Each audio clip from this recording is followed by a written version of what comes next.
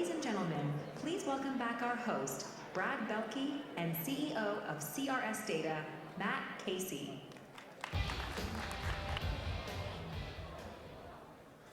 Good morning, CMLS. Welcome back. I love seeing so many seats taken. You know, I always worry on Friday mornings if people are going to be able to make it here. So hopefully you had a great night, and if you got up early enough to see that beautiful sunrise, it was incredible today. I have the pleasure of introducing Matt Casey from CRS Data to kick things off with our first giveaway. Thank you, Brad.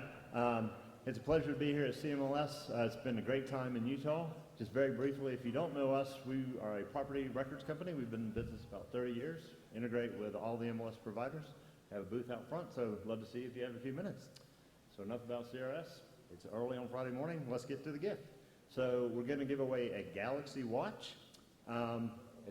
As everyone always says, you must be present to win. I don't know why you say that. If you're not present, you don't hear the announcement. But, so if you're here and your name is Laura Kuzma,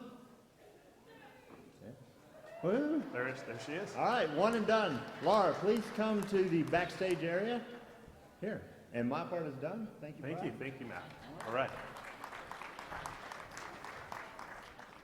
All right, we've got lots of stuff to talk about, but first some quick reminders. We have the Friday luggage storage room in the Murano room. If you need to store your luggage for the week, please do so. We also have our social feed, right? So if you want to tweet, CMLS hashtag CMLS 2009, tweet it out. Wi-Fi, CMLS 2019, password, MLS moment. And I think that's it. We also have an announcement. We have a lot of swag bags that were not picked up. So if on the back of your badge, if you have a little orange ticket in there, you can go to the care station at the break and pick up a really fun swag bag from the conference. And the last reminder I was told to say that somebody left a hearing aid or lost a hearing aid in the room. So if you lost it, you may not be able to hear me, but tell that person to go to the front desk to pick it up. Okay, excellent. With that, we're going to keep moving on, all right? I want to first talk about all of the hard work that is done here. And we have some great people that work behind the scenes. And yesterday, Chris brought out the CMLS staff, but I want to thank again Danae, Betsy, Kelly, Monica, and the whole crew for the great work that they've done in this conference. So round of applause.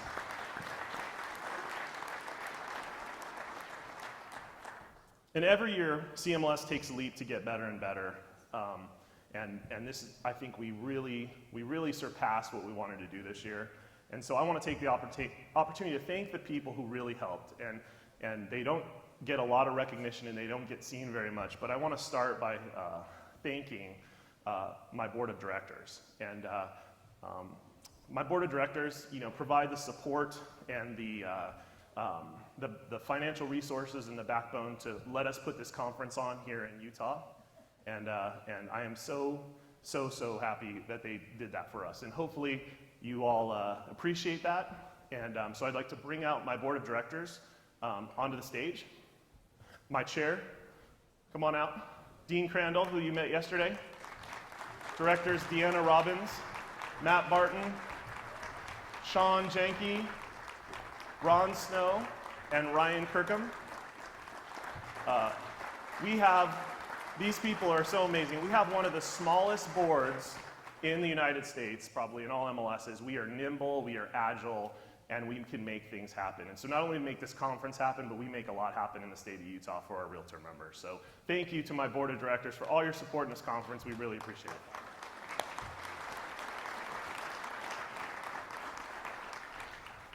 All right. Next up, I would like to bring up the people you saw in the blue shirts all week. My staff worked tirelessly. I will tell you this, they staffed the care station, they put together all the swag bags, they participated in so many conference calls, it's just ridiculous, and they delivered. And so I'd like to bring them up on stage as well and give them some recognition. So come on up. This is the UtahRealEstate.com staff who helped make all this happen this week. Casey, Dallin, Molly, Elizabeth, Victoria, Nicole, Lori, Forrest, Chad, Jason, Debbie, thank you so much from CMLS. Thank you for all your work this week.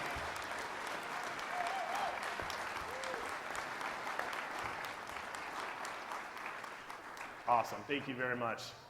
All right, now, they're gonna exit stage left, and we're gonna get this thing revving. So I'd like to give away a prize today. As this year's host, you know, I can't lie to you when I say that I'm glad it's almost over. I will also say to you that I'm a minimalist, and my office was full of boxes and more boxes. And I'm so clutter-free and so not a paper person. And so up on stage, if they advance the slide, you'll see we had to rent a huge U-Haul truck and bring everything over here on Monday morning. But we stored it for 45 days, and here's a little time-lapse video of our staff kind of making it all happen. But they worked so hard and tirelessly, and it was very fun. And so there you go. You can see it. It was supposed to queue up when they were out here, but we didn't get it right, obviously. But next year, we're going to be in Indianapolis. And next year's hosts, there they are. Clearly, they're very happy about that. You got a lot of work to beat this hotel, right? So Shelly Specchio, I don't know if she's here. She can raise her hand. There she is, right there. One of the first CMLSs I ever attended was in Lake Tahoe that Shelly hosted, and so it's so gratifying for me to know that she's going to host again. I know she did such a wonderful job in Tahoe, and I'm expecting big things next year. So Indianapolis decided to donate a large prize. They want to take a little bit of our thunder away, right? And so who wants to go to the Indy 500 this year? So they're giving away 4 tickets to the Indy 500, and I'm going to read off the lucky winner right now. But first I want to remind you, because next year it's a different date. So CMLS will be Tuesday through Thursday instead of the normal Wednesday through Friday. Okay, so mark that on your calendars. I have no idea what the dates are, but just know it's when you get the dates, it's Tuesday through Thursday. All right, and the winner, let's see. What's that? Oh, okay, I just get to pick. All right, I pick a number. You want me to pick a number? Yeah, you pick a number. I would like 327. Let's see. Number 327 is Chad Nall from the San Antonio Board of Realtors. Chad, are you here? Yes. Head over here. Congrats.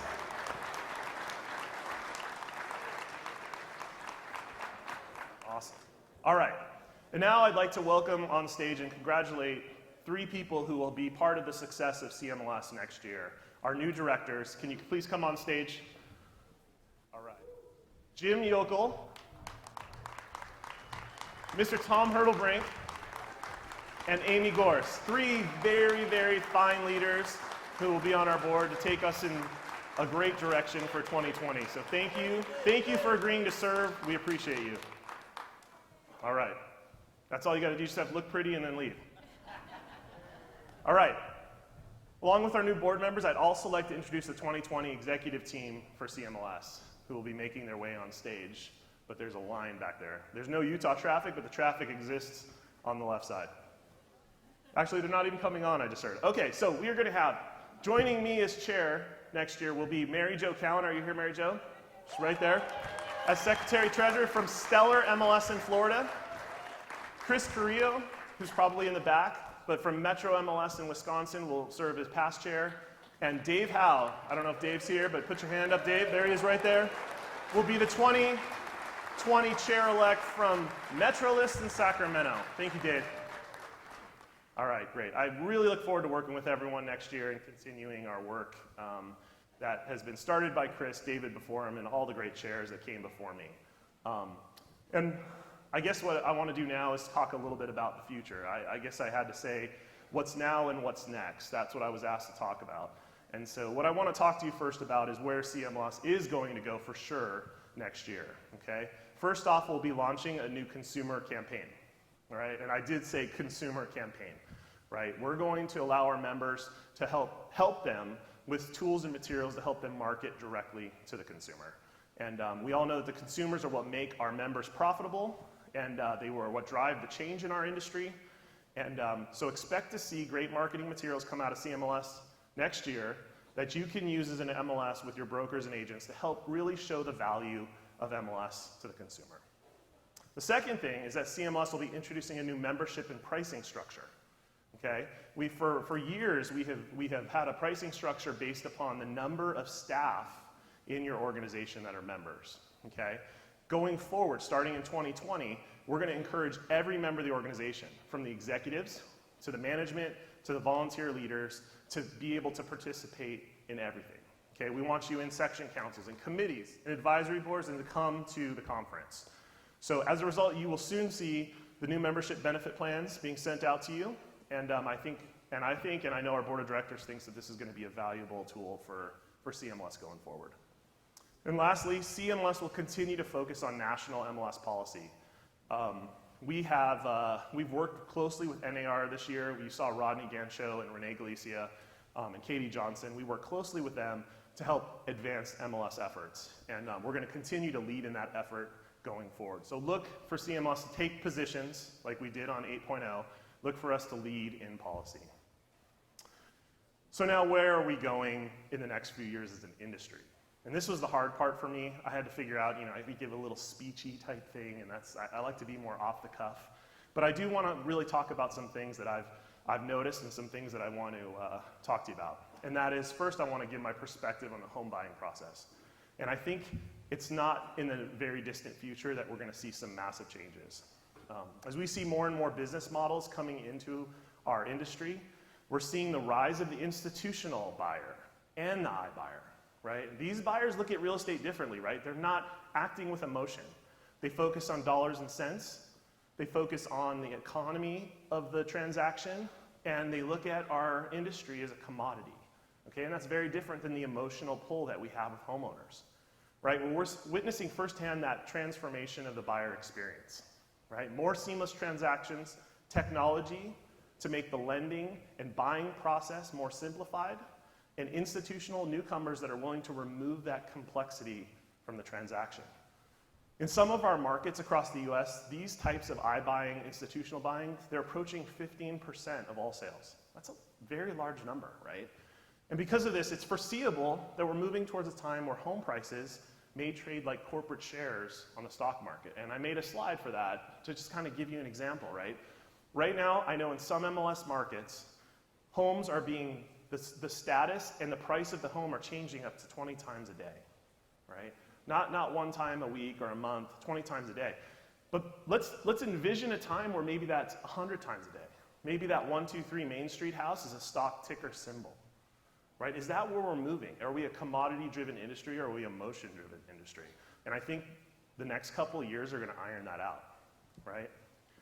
And so I think we're going to see this soon. We're going to see technology really change, and I think we're going to, as an MLS industry, have to facilitate these changes, right? We have to accommodate what our brokers, our new business models are doing in order to stay afloat, all right? But despite that, I think we're more relevant than ever. We hear people saying, we're not going to be relevant. There's issues in the MLS industry. But as the gatekeepers of the data, right, ensuring that cooperation and making that market work, we are more relevant, I think, than ever. And so I have a slightly different position than a lot of people. All right? And while the competition for the buyers are going to change, I have some very big concerns. And I'm going to be frank with you and a little passionate about it. But it really is something that I think strongly about and I want to talk to you about. I think too many MLSs are afraid of the dark. And I'm using that term seriously today, right? The fear of the unknown, of disruption, of the removal of the status quo, has many MLSs and their leaders digging their heels in, doing everything they can to resist change. And I want you to picture this in your head for a second. Maybe some of you are living this, but picture this: a boardroom, a CEO, unsure of how to handle changing membership, technology, worrying about a neighboring MLS that offers more tools and services. What does that scenario produce? It produces uncertainty, right? And it leads to these two irrational positions that we hear over and over again, and I want to just call them out. Position number one: we are unique. Nobody knows our market better than us, And disruption won't come to us.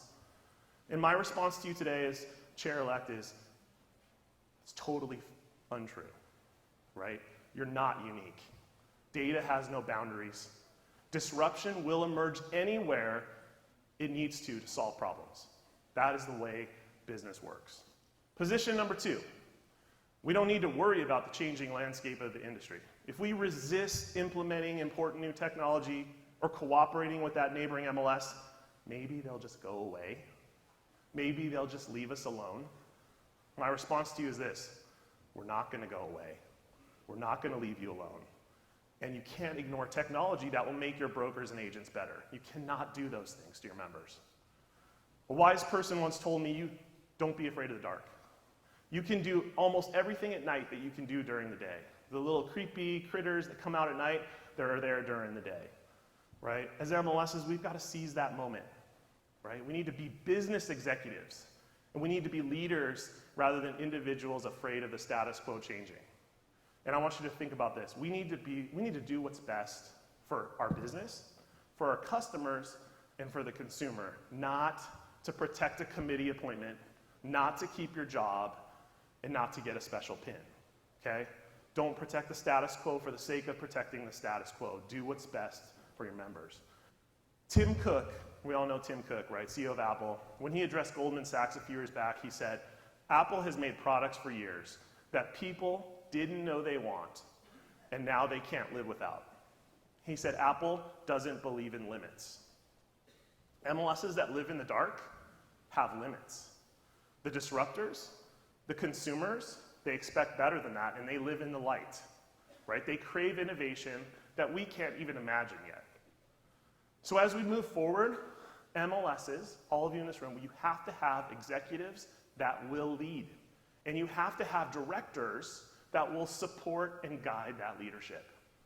2020 is the year, I hope, that we will be able to throw those illogical, fearful-based arguments out the window. Let them die in the darkness of the night. Let them die. We all have to understand that the MLS book is not coming back, right? Cassette tapes are not going to dominate the music industry. Flip phones are never going to outsell smartphones. And satellite and cable will lose to streaming. Those are facts. They are change and they are a reality. So my advice to all of you when you get home from this conference is not to ask if I should or shouldn't consolidate. It's not whether I can bide time till my retirement. And it's not whether you should hunker down and hope change doesn't come. Instead, this is the moment. That's the theme of this conference. This is the moment to ask yourself the real questions of the day. And I want you to stop making up fake answers to these questions. Stop being illogical and trying to convince yourself of an answer that's not true. Ask yourself these 3 questions when you leave here today. Talk to your board about them. Number 1, and I've got the slide up. Is my organization the best it can be in comparison to what I know is possible in this industry? Okay, ask yourself that question. Number 2, is my organization doing what's best for my agents and brokers? And 3, is my organization doing what is best for the consumer and making the real estate experience better? If you can honestly go home today and say yes to those 3 questions, then you're lying to yourself. No organization is perfect, and I'm not expecting you all to be perfect. But if you don't go home, when you do go home, you need to ask yourself those questions, and you need to start getting to yes, right? Get to yes. Because if you don't, and I'll conclude here, I promise you that in the very near future, the disrupting companies that live in the light and the forward-thinking MLSs that also live in the light, they're going to find a way to get to yes. And they're going to come in your market, and they're going to answer those questions for you. So what I say to do is leave today. The MLS industry is stronger than ever. Seize the moment. Seize the opportunity. Thank you.